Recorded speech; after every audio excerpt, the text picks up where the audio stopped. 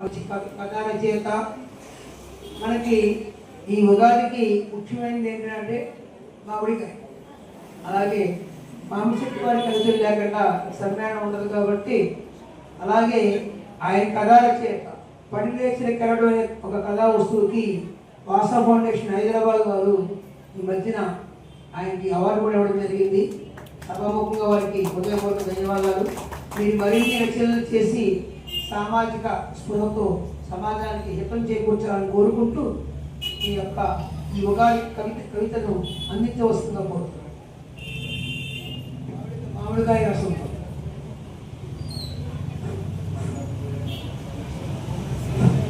Thank you sir.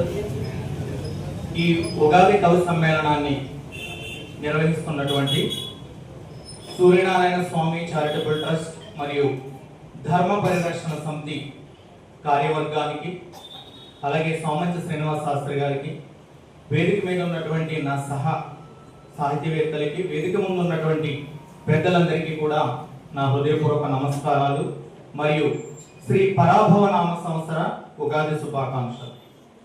ఏ దేవతకి కానీ దేవుడికి కానీ సంబంధం లేకుండా కాలానికి మనిషికి మధ్య ఉన్నటువంటి అనుబంధాన్ని పట్టి చూపించేది ఉగాది పండుగ.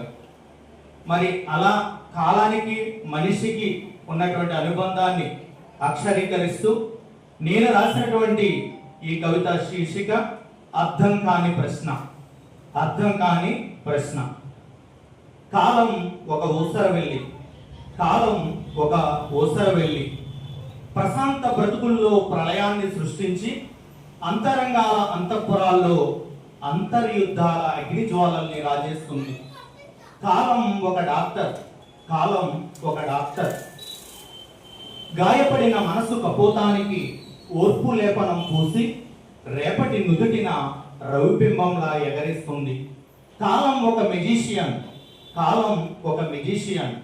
ఆశల రెక్కలపై మోస్తున్న కడగండ్ల బండల్ని అమాంతం మాయం చేసి ఐశ్వర్యాల ఐరావతాల్ని కానుకగా అందిస్తుంది. కాలం ఒక ఫ్రెండ్, కాలం ఒక ఫ్రెండ్. ఓడిపోయి ఒరిగిపోతున్న ఒంటరి భుజానికి ఓదార్పు చేయూతనిచ్చి ఉడుపుగా గెలుపు తీరం చేరుస్తుంది. కాలం ఒక న్యాయమూర్తి, కాలం ఒక న్యాయమూర్తి. అబద్ధాల మంటల్లో ఆహుతైపోయిన నిజానికి న్యాయం ఆయువు పోసి లోకం కళ్ళ ముందు సజీవంగా నిలబెడుతుంది. కాలం రేలు పట్టుకుని నడిచే పసిపాప జీవితం, కాలం రేలు పట్టుకుని నడిచే పసిపాప జీవితం. ఒక్కొక్కప్పుడు కొండంత దుఃఖాన్ని బ్రతుకు వాకిట్లో కుమ్మరించి వెళ్ళిపోయే కాలం అప్పుడప్పుడు నట్టింట్లో నవ్వుల స్వర్గాన్ని నిర్మిస్తుంది. ఒక్కొక్కప్పుడు కాలసర్పంలా బుసలు కొట్టి భయపెట్టే కాలం అప్పుడప్పుడు పర్వసాల పూలవనమై పలకరిస్తుంది. సెకన్లు, నిమిషాలు, గంటల అంగాలతో అలుపెరగక పరుగులు పెట్టే కాలం ఆలింగనం మనిషికి తప్పించుకోలేని ఒక ఆత్మీయ స్పర్శ. కాలం ఒడిలో కన్ను మూసి కనుమరుగైపోయే సామాన్యులు ఎందరో, కాలం ఒడిలో కన్ను మూసి కనుమరుగైపోయే సామాన్యులు ఎందరో. కాలం కరవాలంతో కరచాలనం చేసి జయించే మాన్యులు కొందరే.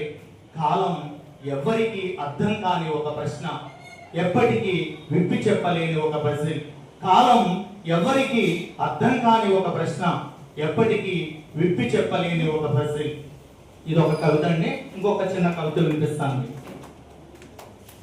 అంటే మహిళలు క్రీస్తు పూర్వం 105వ సంవత్సరంలో వైవస్వతమను నిర్దేశించినటువంటి పితా రక్షతి కౌమారే భర్త రక్షతి యౌవనే రక్షంతి స్థావర్య పుత్ర నస్త్రీ స్వాతంత్ర్యమరాతి అని వైవస్వతమనువు నిర్మించినటువంటి ఆ భావజాలానికి అనుగుణంగా నిర్మించుకున్నటువంటి పితృస్వామ్య కుటుంబాల్లో స్త్రీ ఒక బానిసగా బ్రతికింది.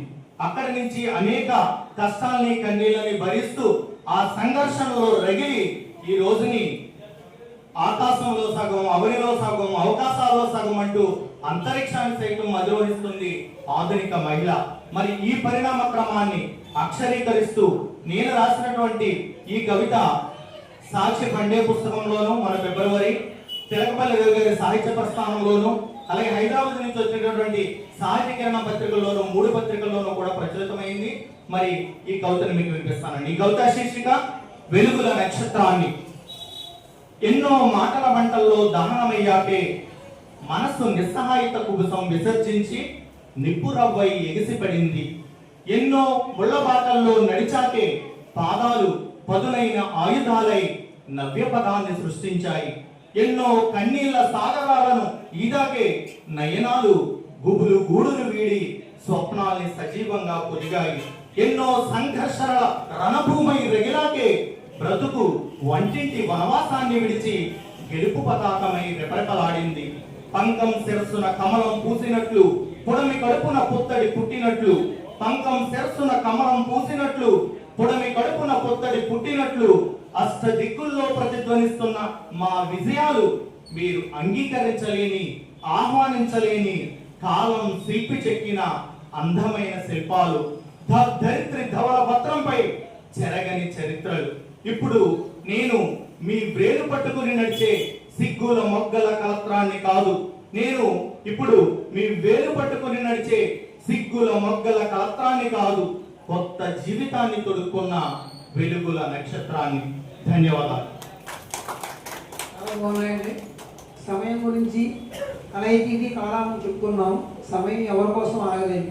ఆ సమయం యొక్క కొన్నిచ్చని ప్రాముఖ్యతను వివరిస్తూ, అలాగే అవనిలో సుఖం అన్ని అమ్మ ఆడదే కాకుండా ఈ ప్రపంచానికి అన్నీ తానే ఇచ్చిన స్త్రీమూర్తిని ఆవిష్కరించిన తీరు కొన్ని ప్రశంసనీయం.